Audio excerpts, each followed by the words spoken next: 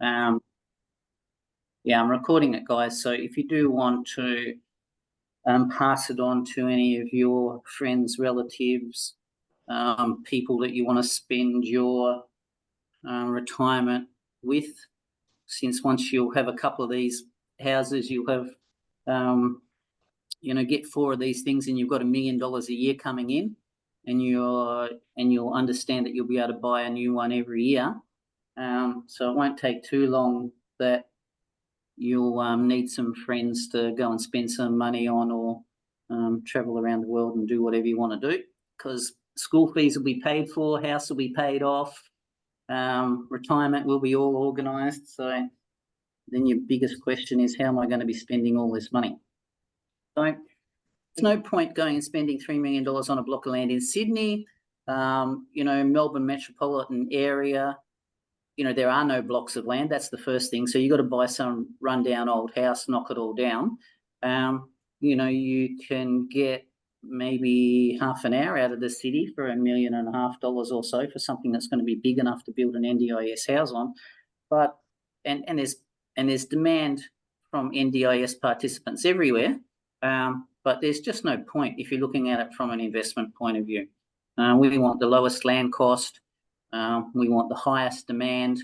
We're manufacturing our own capital growth, so therefore close to the CBD, close to train stations, close to Coles, close to anything else is completely irrelevant, except if it's close to a hospital, of course, which is typically where we're buying these things, as close to hospitals as we possibly can, and medical centres and medical services. So I think that vaguely answers that question. But what you find is there's probably more demand in regional areas than what there is in the city anyway, because when we're looking at who's going to be providing services, you've got people like Brotherhood of St. Lawrence, Anglicare, all those guys. When an apartment block goes up in, I just got to let somebody know to check their emails so they can join in. Or actually, Lawrence, can you please email Devang or text him the link for the meeting, please? So when you look at what the demand is, there's a report that came out at the end of last year, which is going to upset lots of people. And it tells you that, and we all know that Mildura's got one of the highest demand for NDIS in the country. So I've been telling my clients that for 4 years, since I started driving up and down there, and, Lawrence and I driving up and down there, him having to put up with me for 8 hours in a car. Sorry, excuse me, Joe, who did you want me to email? Devang. Okay, yeah. Righto. So Devang's in our Indian office, and that office is in, I don't know how to say it, Ahmedabad, which is where one of the World Cup cricket matches was played. Maybe you should mute yourself, Lawrence, so I don't echo. Maybe. Or maybe I'll mute you. So there's a lot of interest coming from overseas, Vietnam, India, Singapore, Malaysia, to Indonesia as well, to put your money into Australia, where it's effectively the safest place in the world to be investing. And then, of course, if you've got the government that's paying the rent for 40 years, or as long as this participant's alive in that house, there is no better investment in the world. And so I can go around and explain why there is no better investment in the world, and hence, why it's not too good to be true. But as I was saying about Mildura, so we know that's a regional area. It's a food bowl area. The land is effectively cheap. They've got giant hospital system, which is what we want, the Mildura-based hospital. And the reason why there's such a high demand is because all the pesticides that are used on your food that you're eating caused all sorts of birth defects, sicknesses, etc. So that report was released towards the end of last year, and it just made perfect sense. And then we all understood, that's why Mildura has some of the highest demand in the country. So, if you could choose between spending $3 million on a block of land in Sydney and $200,000 in Mildura, there's actually more demand in Mildura because you've got less competition from a provider point of view. And that's what I was starting to say about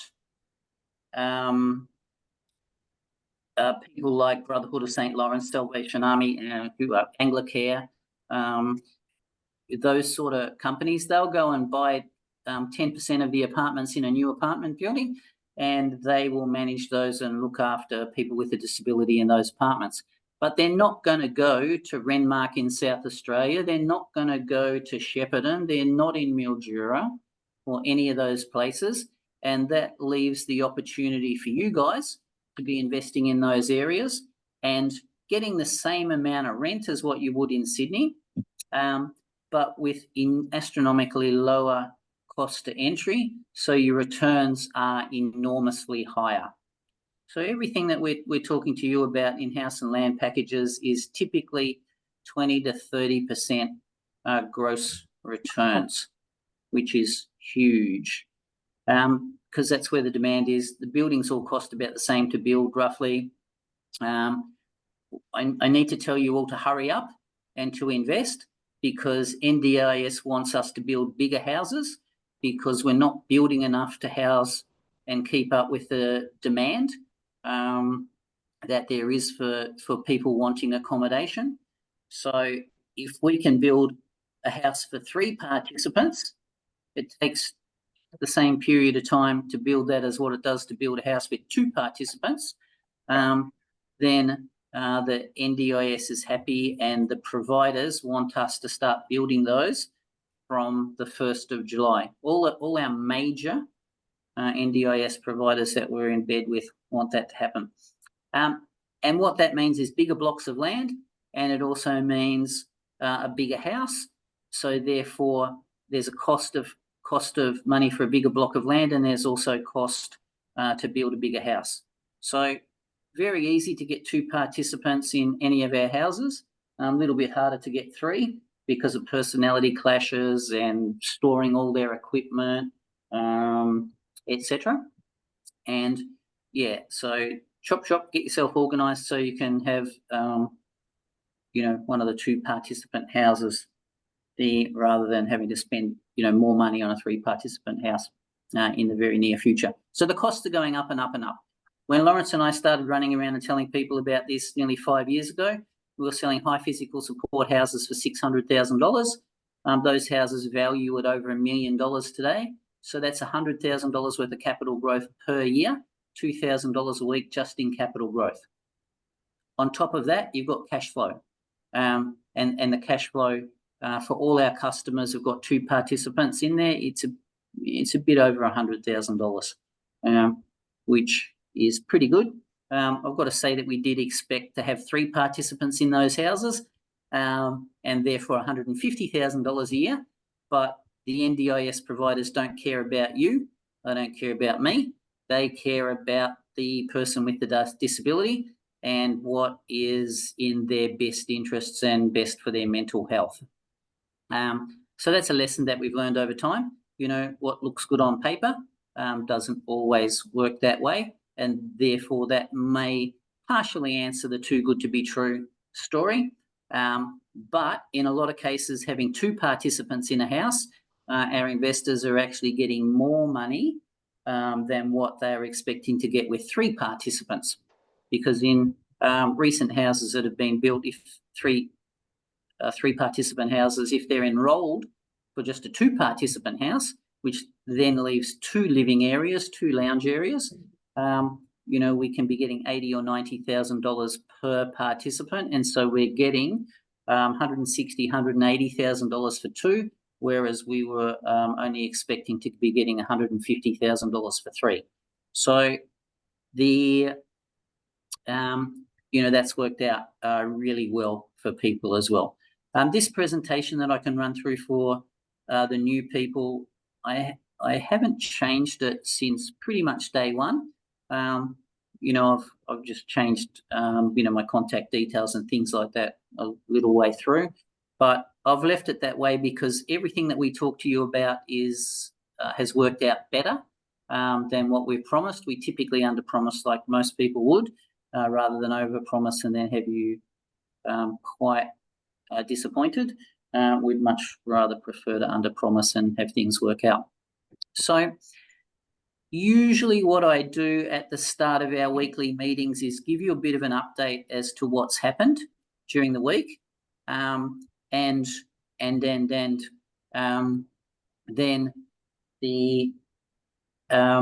you would ask any questions based on that, and then I can run through the presentation for those people that haven't seen it before or want to see it again as well.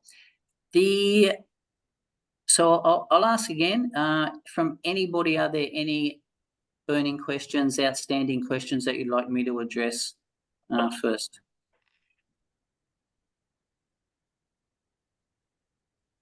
Okay. Attend, you've got yourself an NDIS house already, haven't you? Sorry, not me. No? Oh, okay. I've been inquiring, but since you've asked one question here, I understand it's very difficult for the banks to lend you that money. Is that correct? It's impossible for the banks to lend you the money. You are correct. So that means you have to use your own savings, correct? No. It means you have to use the one lender that is going to give you construction finance for NDIS. And once it's constructed and there's an income coming in, then typically what our customers would do is refinance that property with any lender or multiple lenders and buy another one. So yeah, you are correct. You can't just go to the Commonwealth Bank and say, I want to build an NDIS property. If it's already constructed, different story, but there's virtually nobody that's selling a constructed NDIS property because they can just refinance, get all their money back and buy another one as well.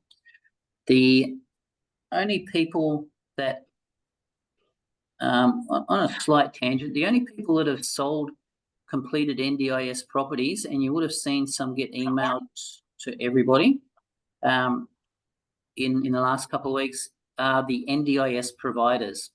So the good thing about the NDIS is that they tell us what they want in advance. They give us a heads up.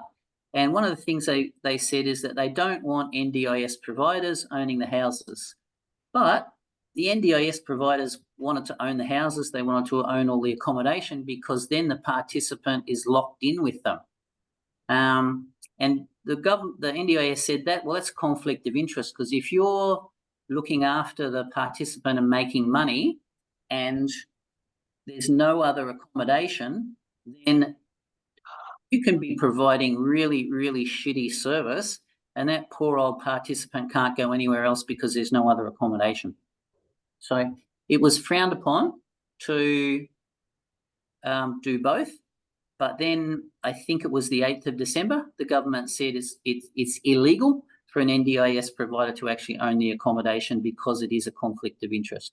So the NDIS providers that were desperate for accommodation, that have been buying accommodation, they've been buying blocks of land when the land comes up so it wouldn't be sold off to first home buyers or other investors or anybody else because the NDIS provider needed the accommodation, they actually have to sell those.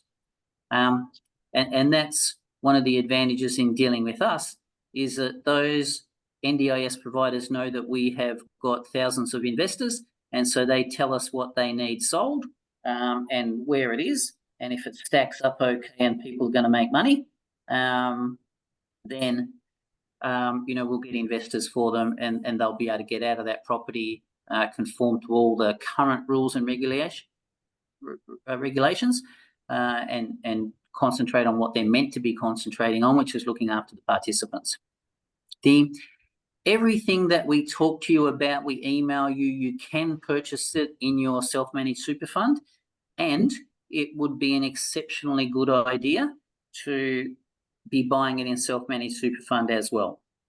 The difficulty with it is that you buy land, and then you go off and get a building contract. So that's 2 contracts. But in self-managed super fund, we're only allowed to have 1 contract.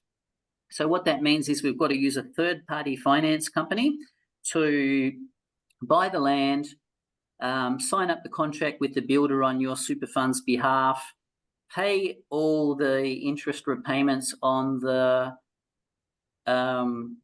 land, pay all the stage payments on the build, and then when it's complete, sell it to your super fund. So we have financier that'll do that for you.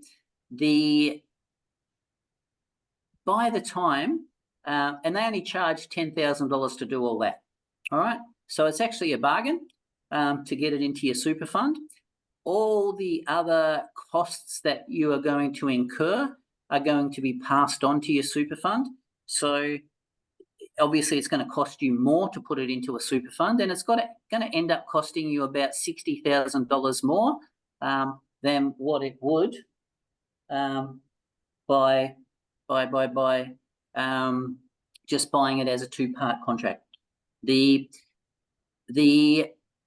So all those costs of making the repayments on the land, the interest repayments on the land, the interest on the build.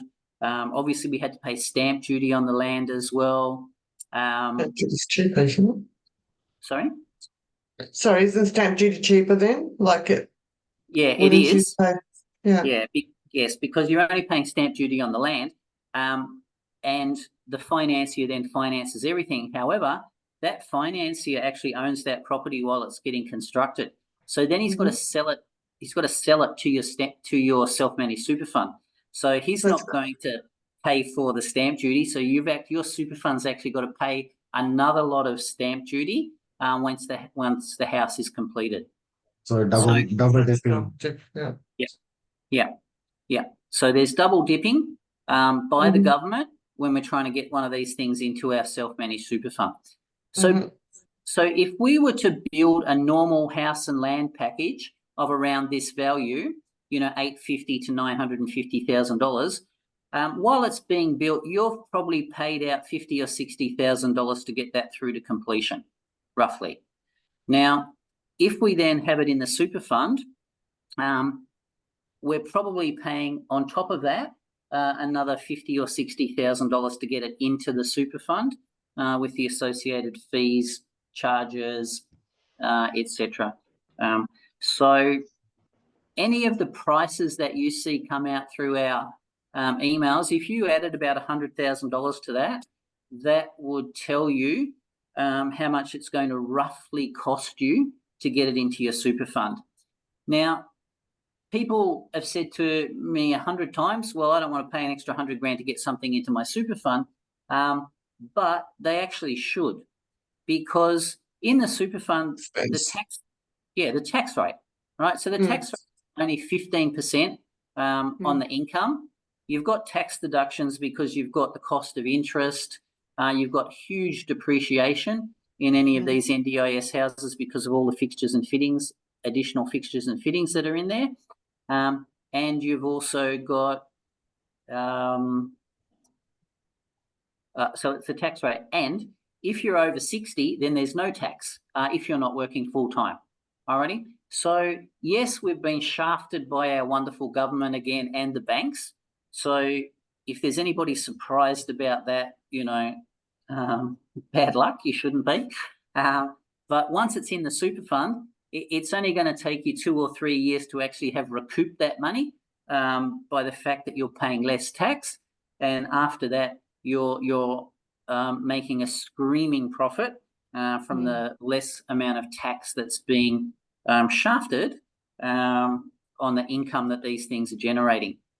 The other point is in your super fund, you can't refinance either.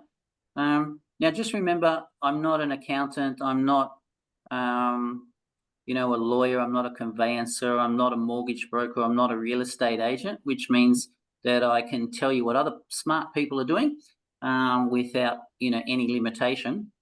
And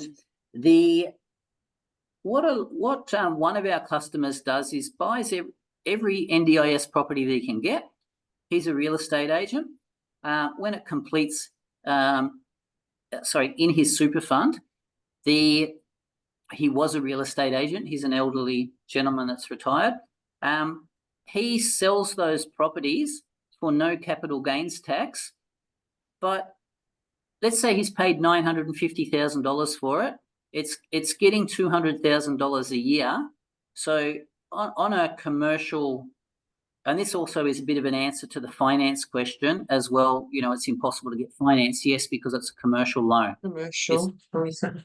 Yeah, it's not a residential loan. It's a commercial loan. It's sort of half and half because it's a residential house in a residential neighborhood, but it's got a commercial lease. So that's what confuses the hell out of the banks. And for a while they did it, and then they stopped doing it. So it's similar to buying a display home then. So it's considered a commercial. Vaguely, yeah. And it's all based on the income. Yeah, so because the lease is so high, it's higher than your normal lease agreements. The main difference about the lease is that the lease is a minimum of 5 years. So there's no residential leases that are 5 years plus options. So that pumps it over into the commercial lease side of things, which is really good for us because then it's just purely based on the income. So if you've got an income of $200,000 a year, based on a 7% cap rate for metropolitan areas, 8% for regional areas that we can get, and 10% cap rate because I didn't too well in primary school maths, you know, that property's worth $2 million to $2.5 million. So that investor is selling. He bought it for $950. He's selling it for he's actually selling it for about 1.6 to 1.8. All right. The bank valuation is $2 million. So the funds that are buying it, he's basically selling them to superannuation funds. They're buying it because they're getting better than a 10% return, and they think it's great. He's effectively he's more than doubled his money because he hasn't had to put in $950,000. He's only had to put in whatever deposit was required to get that property built. And yeah, not pay tax on it. So there are some huge advantages to having these things in your super fund, because if you could build a property 1 year, sell it the next, double your money, and then, you know, buy 2 the following year, you probably wouldn't need to go to work either. That's the theory. We've told you about theories and how very often they work out better than you know, what we initially planned, but that's somebody that's already doing it as well. So I think that's a very long answer to a very simple question, and you would be nuts if you had money in super not to be buying one of these things and getting it into super, you know, sort of as quickly as you can. To get it into super with that third-party finance company, we effectively need 35 to 40% of the value of the property. So if we've got a $900,000 property, we're adding $100,000 for costs and the initial stamp duty. We're also going to need additional stamp duty to pay once it's completed, which is probably $40,000 or $50,000 as well. So the 35% deposit is we're going to need about $350,000 to $400,000 to purchase $950,000 worth of NDIS property these days. Not everybody has that amount of money in their super. However, would be worthwhile considering joining with one of your friends, relatives, or up to 5 of your friends and relatives to get that amount of money into your super fund, because, you know, once you've got that deposit together, because you realize you can have multiple people in a super fund. You know, if you're sitting with, you Australian super you're with 1 million other people. If you're in a self-managed super fund these days, I believe you can have up to 6 people in that super fund. So one person can put in $1,000, another person can put in 100. Get yourself to the required deposit, and you've got yourself an NDIS house. So when you look at the returns that is creating, and what the comparison to the share market would be, you're making an astronomical return. Spend $350,000 to get into an NDIS house. You're getting $200,000 a year in income. So that's over a 50% return on your money. You've just doubled the capital value of your investment from $950 to $2 million. So you've made $1 million. Add that to the $300,000 that you just doubled. You've spent $350,000 to make $1.3 million in a year. Once again, best investment in the world. Happy to argue with anybody about that. So, COVID. So if we got 250,000 in SNSF, which is we transferred last year around April, May, and we still don't know what to do with our money. It's still sitting in there doing nothing. I'm just confused with a lot of things, where to go, where not to go. Just being more cautious. I don't want to do a bad investment either. Yeah. And we went and saw one of the real estate, income tax thing. You're right. And Financial planning. yeah. And she advised basically there's a lot of cost involved in buying commercial property or the house with that. There's a lot of hoops and things to jump around. Basically, Yeah. that's what It's kind not of straightforward. Yeah. So it's not your basic investment. So yeah. Yeah. They're 100% correct, and all they're doing is persuading you not to go and set up a self-managed super fund, all right, because they're going to lose money. Okay. So even if the costs were twice as much as what they are, it's actually still worth doing. So yeah, you've got to set up a super fund. That can cost you anywhere from $3,500 up to $12,000, depending on if you need advice and how old you are. There's the cost of having it audited every year, which is around $2,000 to $3,000 a year as well. And when you compare those costs to having the money sitting in a normal everyday super fund, it's actually cheaper, because overall the fees of the industry funds, I think they add up to nearly 1%. So the fees are about the same. Obviously there's setup costs which are more.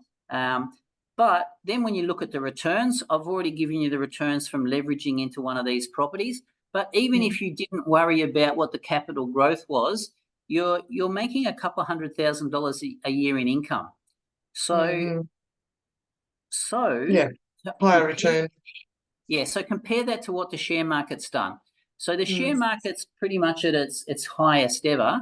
However, it's still about the same as what it was 10 years ago, but there's no leverage. So if we put $200,000 into the share market, and it's having a really good year, and it has the best year ever, and it gets a 20% return, the best that we could ever hope for in 120 years of history was a 20% return, which is $40,000.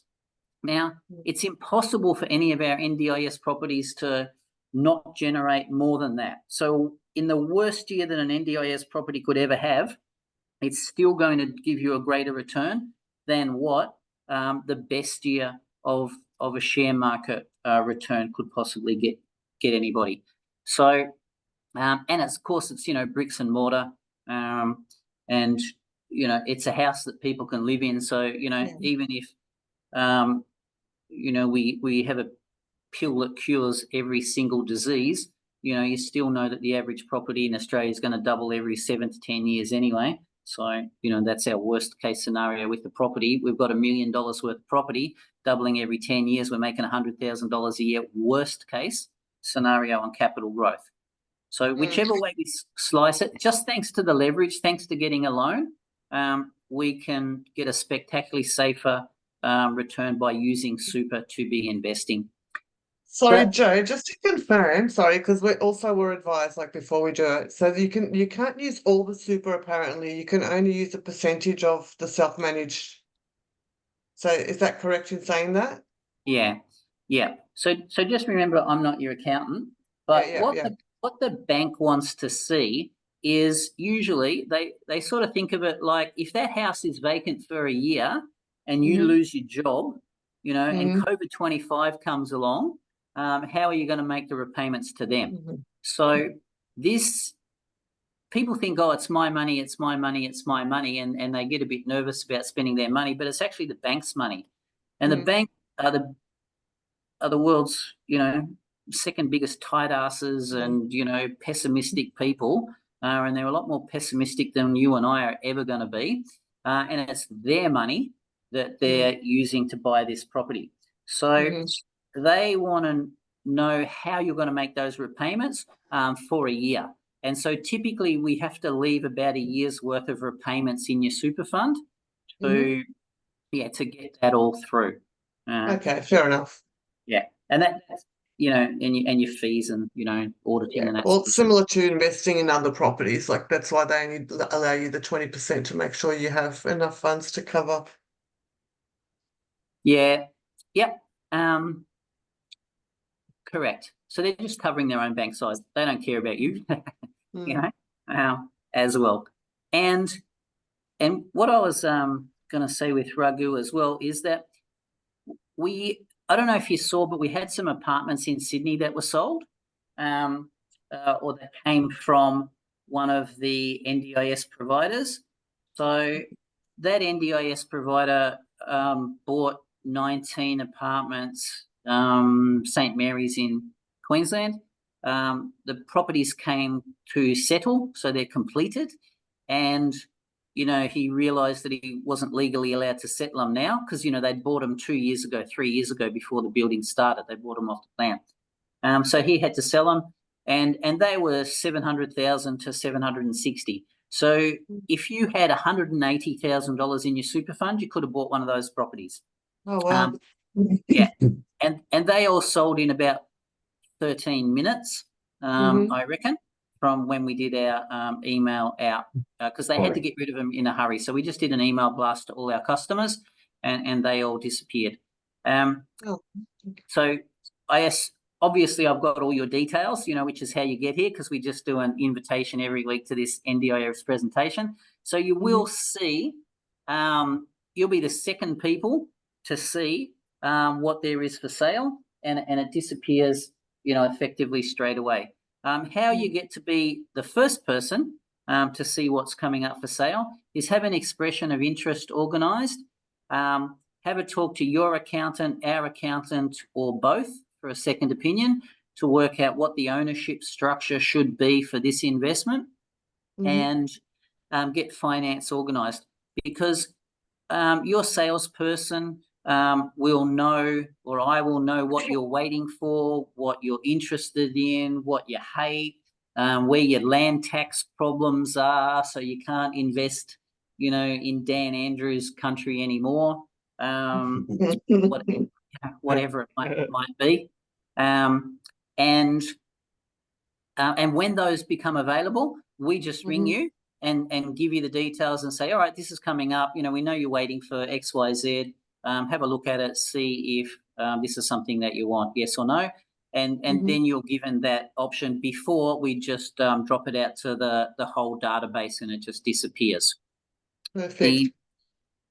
So having said that, the NDIS provider that I'm talking about, which is Value Care, which is one of the biggest providers in Australia, have hundreds of properties that they've purchased that they are now not allowed to own. So, stiff shit for them. Very good luck for you. Okay? So if you think how much money they would have made on those properties, they are not the happiest people in the world, but they don't really care too much. because they're operating in the best interest of the participants. And I've had a meeting with them on Thursday, and they're giving us those they're all in various stages of construction or approval, and they're giving those properties to us. And I'll give you an example of how important that is. From December until the middle of December, when we were waiting for the Royal Commission into Aged Care and Disability Services to be digested and released to us, we had 6 houses to sell over that period of time. All right, from middle of December to February. Okay, I mean, there's plenty of other houses that we could sell, but they don't have leases.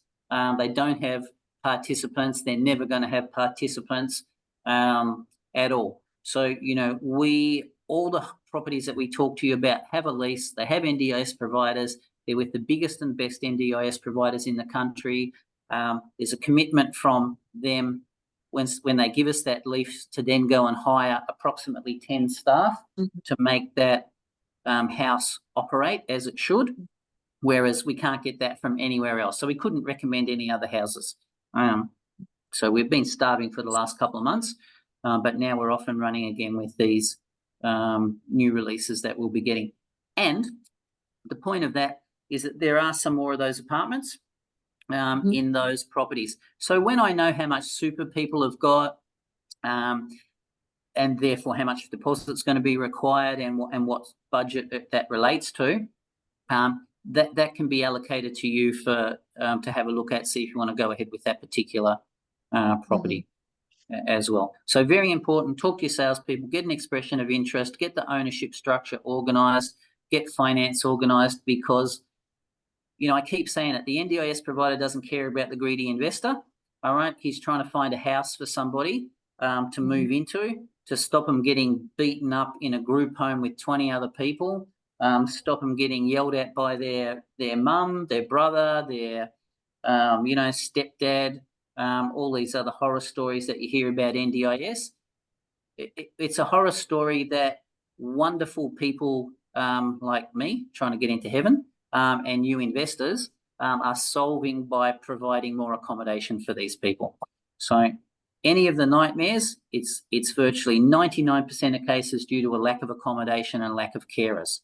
And if we don't have those carers, there's no point building a house. Every house that goes up, there's probably 10 jobs, not just carers, that's required to make that house operate.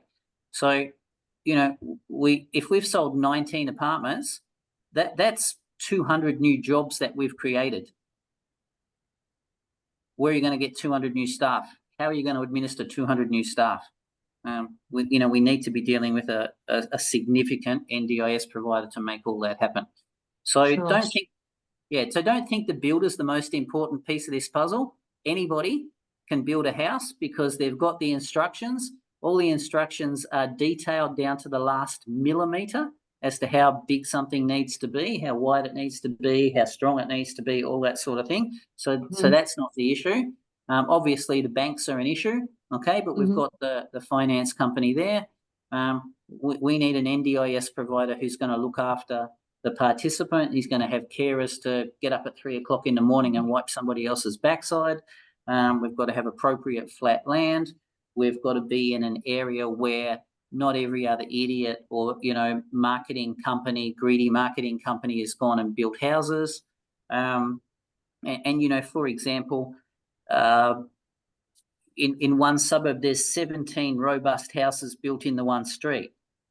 Now, robust people can be the crazy ones. They might just have depression, but they might be the crazy ones. So can you imagine putting 17, crazy people side by side in one street with mental issues? I can guarantee you don't want to be the other house, in that street, in that neighbourhood, and, you won't let your kids go out the front to play. And it's actually illegal anyway because it's over the density limits. So however they did that, we don't know, but we certainly know that our NDIS providers and SDA providers are aware of it and have told us that we're not getting approved to sell in that area anymore. either. So there's Sorry, Joe, just one more question, maybe Yeah. more. So what's the general term that they would lease it out for? Like, did you think you mentioned 5 years? Is that No. and what? No? All right, so first question answered. All the NDIS providers that we deal with are giving us at least 20 years of lease. And they break it down into different, and that corresponds to the finance that they get from the government. So if you sign up to something today, or your house is enrolled today as a completed house under the NDIS scheme, the government's going to pay you rent for 20 years at that rate plus inflation every year. So so the NDIS provider will always give us 20 years worth of lease, and they're all a little bit different, but the vast majority of them will give us a 10-year lease and 2 5-year options. Okay. One of the providers gives us 40 years lease, and we find that the leases are actually getting longer because some genius worked out that the NDIS is illegal from a point of view because it used to discriminate against people that are over 65. So, which is correct, because the NDIS until last year only looked after people up to age 65, and then they had to move into aged care. So the government got taken to court, and whoever took them to court won, because it's pretty simple. Yeah, it's pretty simple, very simple. And so that means that the providers are now one of them's doubled the lease. He's giving us a 40-year lease, which is it's 10 years and all 5-year options. That's good. Yeah, so it's fantastic for the investor. It's twice as much as what we ever expected. I used to have people arguing about, oh, what am I going to do in 20 years, with a house that nobody wants to live in or can live in.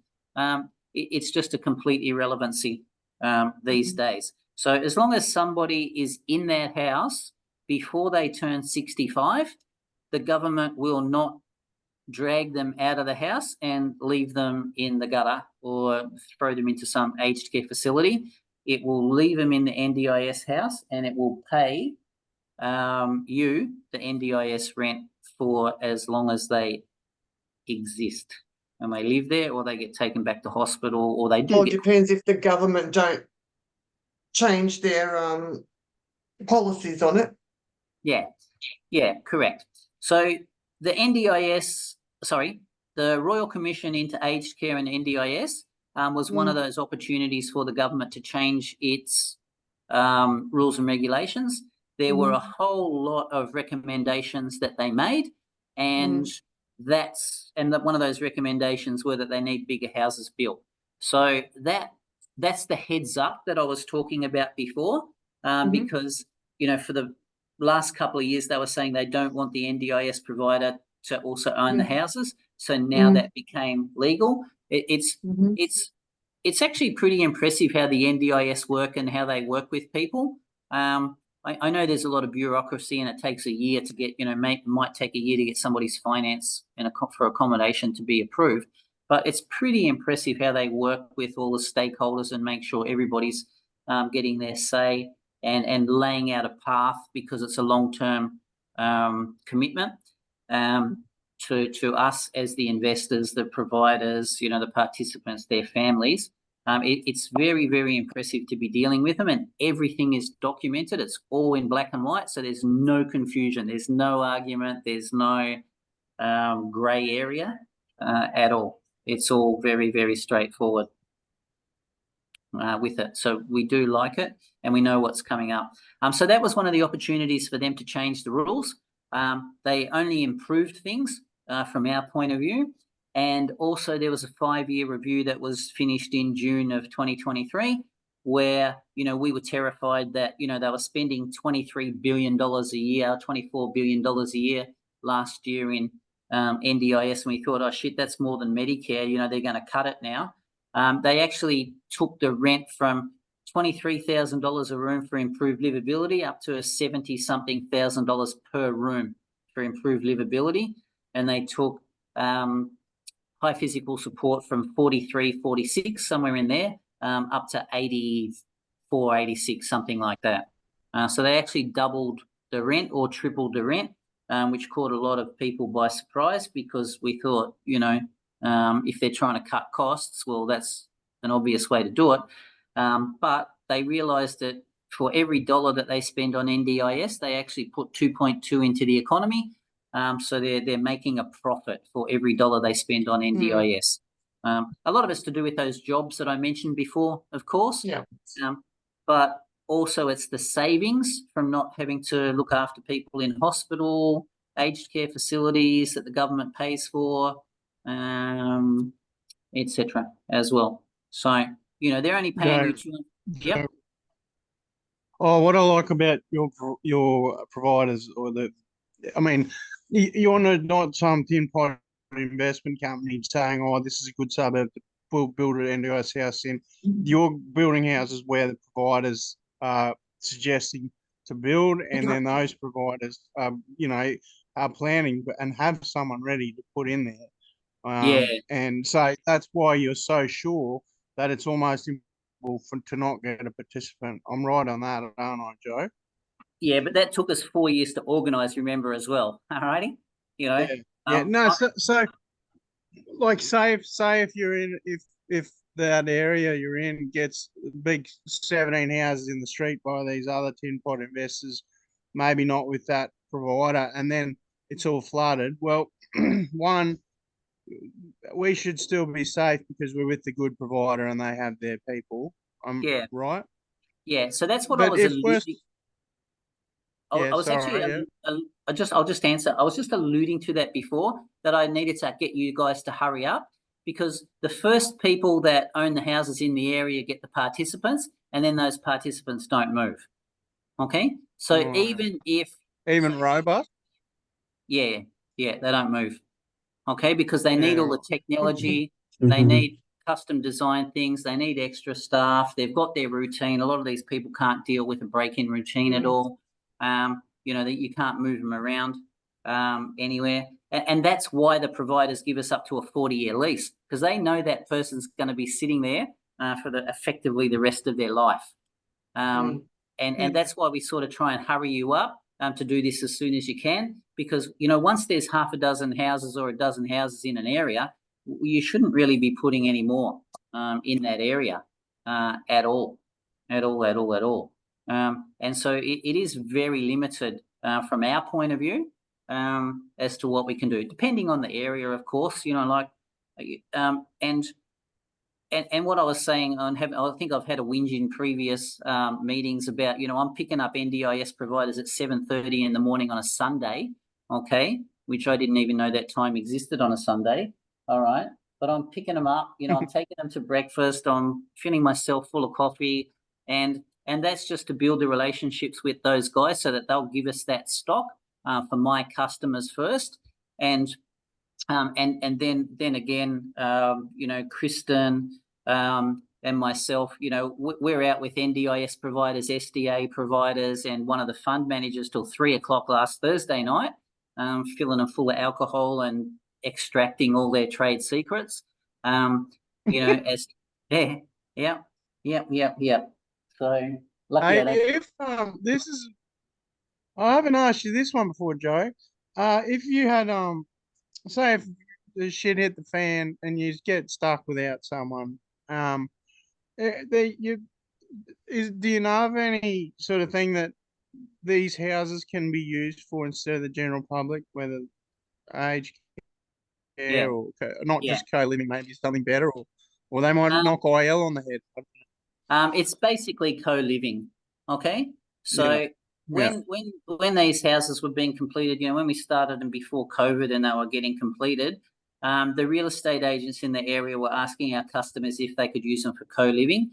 So co-living is basically aged people over 65, 67, whatever it is these days, that did not want to go into aged care facilities where everybody was dropping dead of COVID and getting 3 peas and half a carrot and, a slap for dinner. They wanted to be living with their friends in a house and being cared for. So co-living means that somebody comes around, takes them shopping, takes them to bowling, takes them to watch the footy, and they pay a portion of their pension to that typically, and maybe a bit more money as well. So the returns on co-living are about 10% return. The normal everyday investment property in that area is going to be giving these days 5 to 6% return, depending on where it is. You know, if it's in Sydney, it's probably 3% or 4%. You know, in a lot of Melbourne suburbs, it's, you know, maybe 5% as well. So normal house 5%, co-living 10%, if we're lucky 12%, NDIS apartments 15%, house and land packages up to 30%, depending on the NDIS provider. So yeah, so our worst What case. agents do that? Sorry. What sort of agents do the co-living? Is that what sort of mobs? It's not just Yeah, it's not your agent, is local. it? No, it's not. It's not your local little real estate agent. It has to be a co-living company that's registered for aged care and that sort of stuff, typically, as far as I understand as well. So that's why they Yeah. can charge a bit more money, because they provide a whole lot of other services as well as the accommodation for them. Yeah, so- okay. So there's Thanks for no, that. sorry, so there's no guarantee that you would get an NDIS There is qualified person living. there is a guarantee because we've There got a is? lease. Yeah. Okay. Yep. So it's not really a question that we have to consider, because if there was any doubt of us getting a participant, we would not have got a lease from that provider. Mhm. So when that provider gives us a Yeah. lease, he's Mm.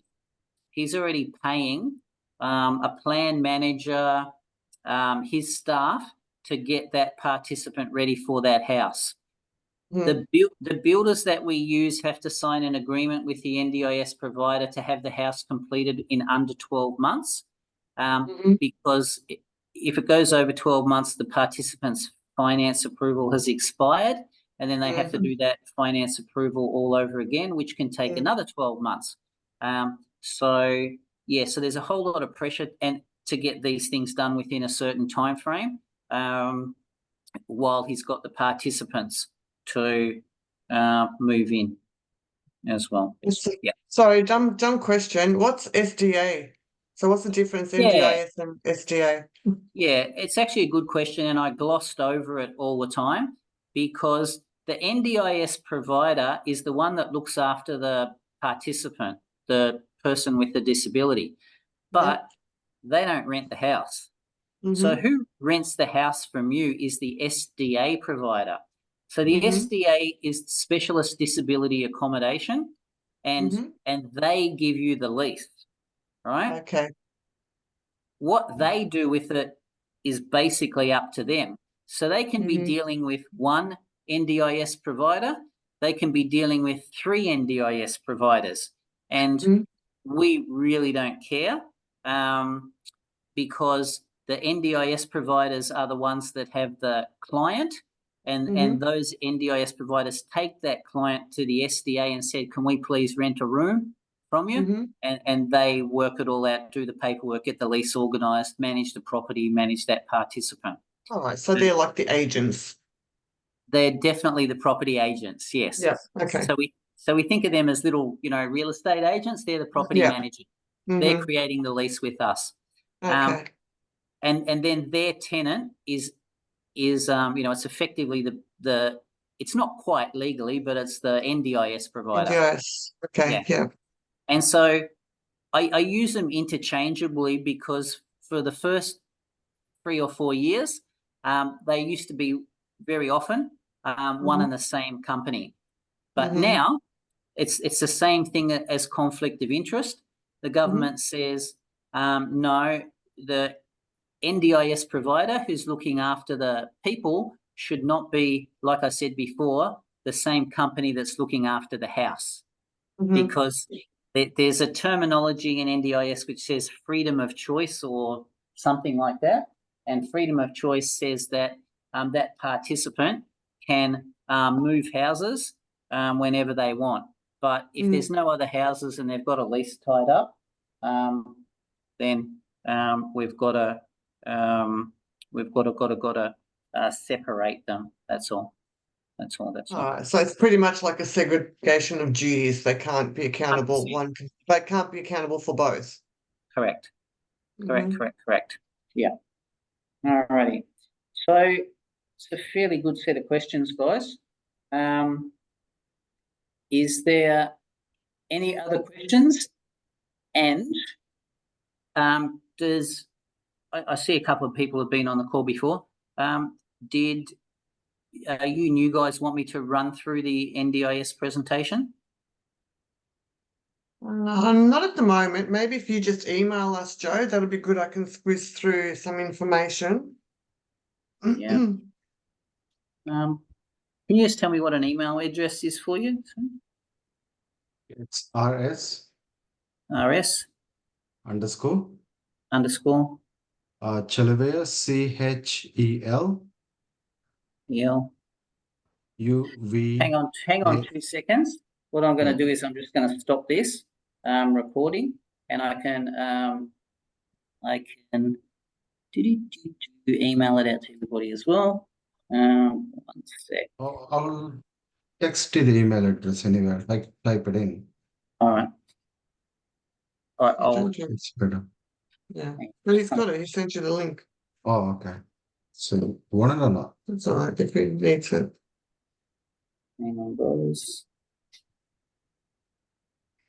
Sorry, got the sun on my screen and I can't quite see where it all is. To everybody.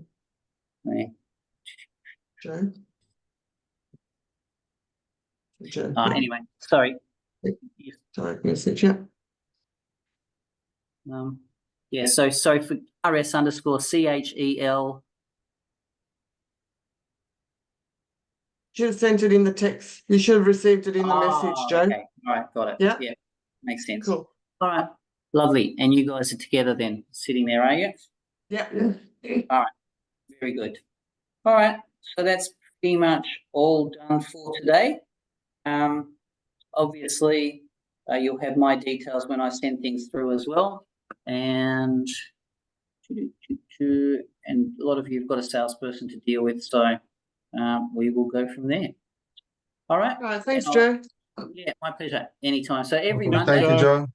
Yeah, I'd also say to all you guys, you're close to earning a couple $100,000 extra a year, which is going to give you a fantastic lifestyle.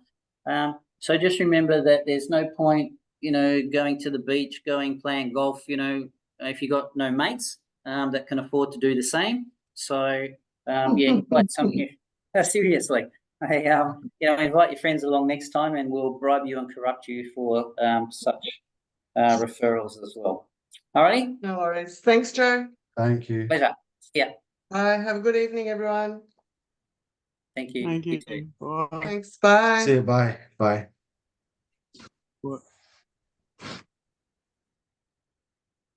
Oops. Bye bye.